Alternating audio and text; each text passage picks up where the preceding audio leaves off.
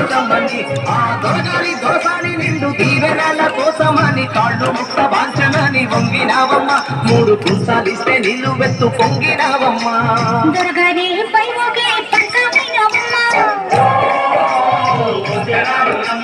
దొరసాని కాళ్ళొచ్చే దూదివైనవమ్మ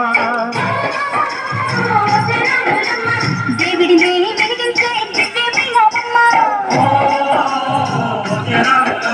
నలుగురికి తల్లోని నాల్కవైనవమ్మ